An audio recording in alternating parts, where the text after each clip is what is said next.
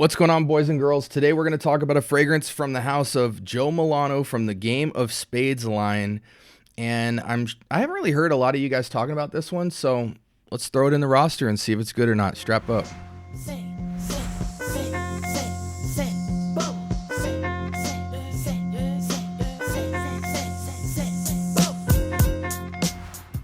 All right, welcome to the scent bubble. I am your host for the evening. Today we have Game of Spades All In. Parfum. I don't want to seem like a negative Nancy with this brand. I think my goal in all of this, because I had no desire, I'll be honest with you guys, prior to this, to look at Game of Spades fragrances. Like, some people swear by it, but the noise just didn't seem loud enough to be taken seriously. And I got to be honest with you guys, like, I know for people on the outside looking in, this looks like a hip new brand, but I think my goal in evaluating Game of Spades fragrances is simply going to be to get the information out there, tell you guys everything that I know. And so I'm going to try to drop nuggets of information that I'm learning about the brand as I'm walking through, because I'm not just interested in their scents and their quality. That's number one. But I'm also interested in, where did Jo Milano Paris come from? What else do they do? Do they specify in fragrance? What's the story of the brand? And I think that'll tell the narrative of how they got here and what they're trying to do. Because I'll be honest, like, from Fragcom looking at this brand, it's a clone brand, straight up and down. Because we never pay retail, you know, you see these fragrances priced around $60 to $100.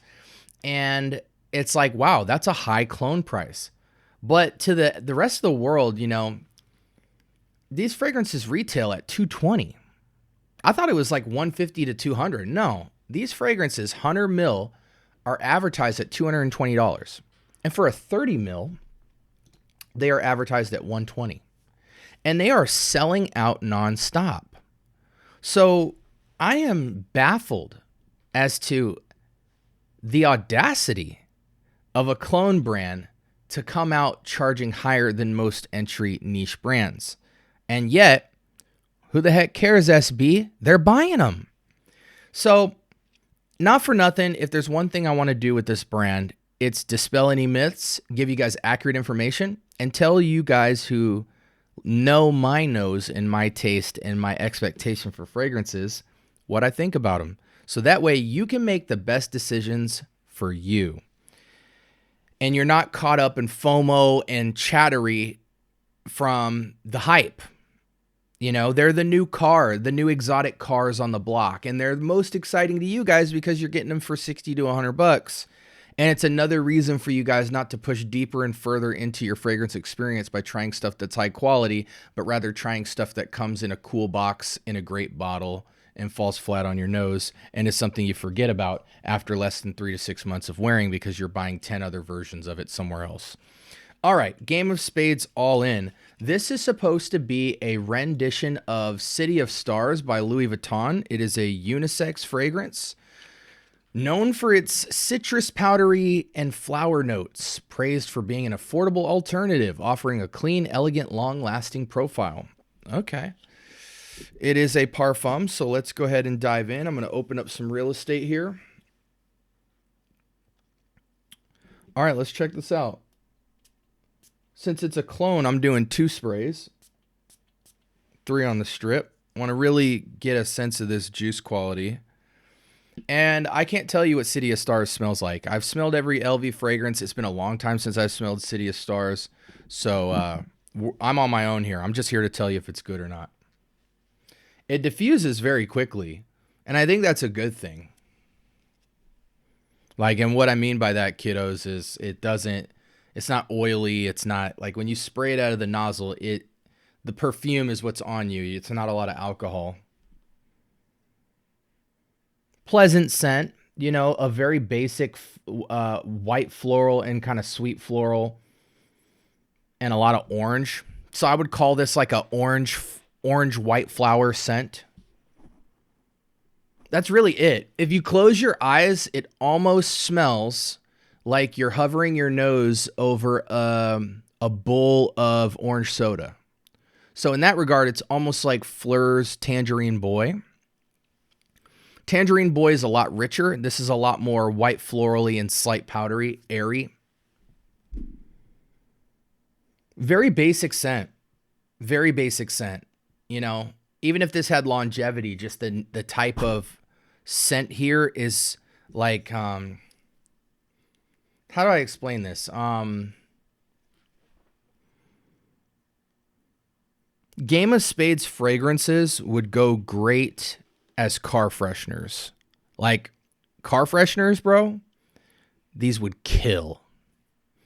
And they would work too, because instead of the air tree, you know, the freshener tree that goes in the car mirror, they could just be those Spade logos that they have, and they could just sell these like hotcakes.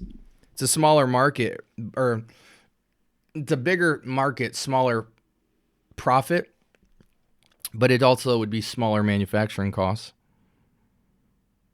Next episode with the next Jo Milano fragrance, I am going to talk about some brand information so we can figure out how they got here and how they approach scents.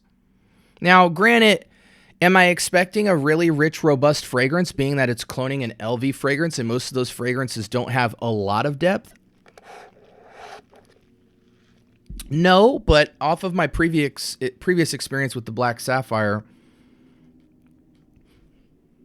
this is almost like not musk therapy, but it's like, you know, a summer minky kind of, you know, white floral vanillic musk, but a lot more airy. So like half the weight with a splash of orange soda without the fizz. Tangerine Boy is better.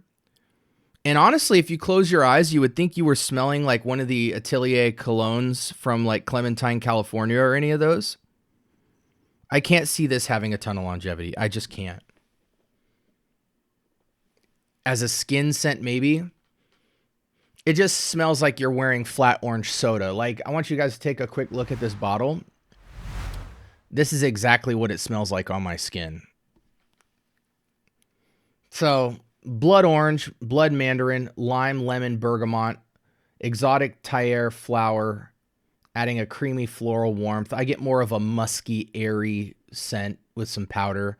Musk, sandalwood, and powder notes, leaving a clean yet seductive trail that lingers on the skin. You guys got to let me know in the comment section, man. Does this feel like, you know, when you guys have your bottles of fragrance, like I feel like this would have at least like 1 foot of constant projection for a fairly long time.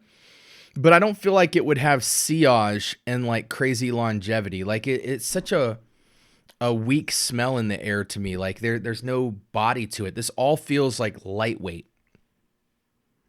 Good smell though, you know, light white floral orange Sunkist. Smells exactly how this cover looks. Seasons and occasions. This is super playful casual. It's fun in the sun. Age, it's ageless, dead unisex. Performance, I don't feel like this would go past 4 to 5 hours, truthfully.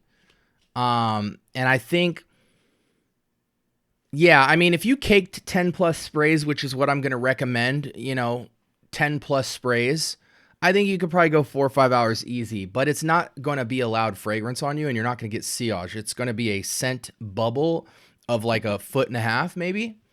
Price point on this again is $220. I think the discounters market somewhere around $100 for full bottle, but I've seen it go low, guys. You can get, you know, on the gray market and all these auction sites and stuff. I've seen these things go as low as 60-ish bucks. So definitely don't pay full retail and don't pay discounter. Matter of fact, I'm just gonna look for you guys on Joma what it actually goes for on some of the more popular discounter sites. So yeah, it's pushing around 80 on most sites, but I know you can get this for closer to 60. Is it worth it for that price point? You guys already know based off the review what I'm going to tell you. As a scent profile, it's a little bit better than the Black Sapphire in my eyes. I give a 7, very average. And I almost want to give it like a high 6, like 6.5, 6.9. but it is wearable. Like if you like Tangerine Boy, this is a little bit more white floral. It has a little more push on it. Fleur literally smells like orange soda on your skin. So this is, look at this like the Atelier colognes with a little bit more punch. But yeah, it's a straight 7 for me. Alternatives to this would definitely be Fleur Tangerine Boy. It's richer, it's deeper, might not have as much push and projection, but it'll probably last longer and it's a richer scent. If you want a more natural smell to this, this almost smells like you took 1/3 of what musk therapy is and had a baby with Tangerine Boy.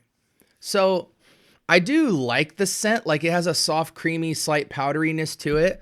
But man, I would cake the sprays on with this. I would really cake the sprays on to get a good experience. I could see women really loving this. Men, it's like, you know, you're wearing it for your girl very casually. Again, this was Game of Spades All In, an inspiration of City of Stars by Louis Vuitton. And I want to know, because I find most people don't really buy this fragrance, not because of like or dislike, but because you got so many hitters that have so much hype around them.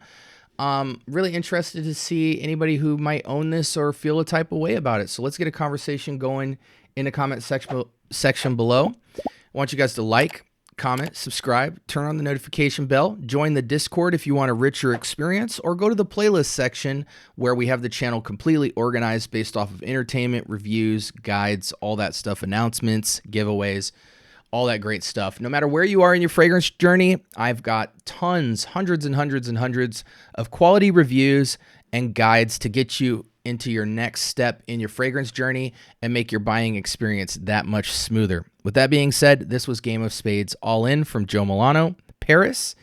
And I hope you guys have a blessed rest of your week. Until next time. Peace.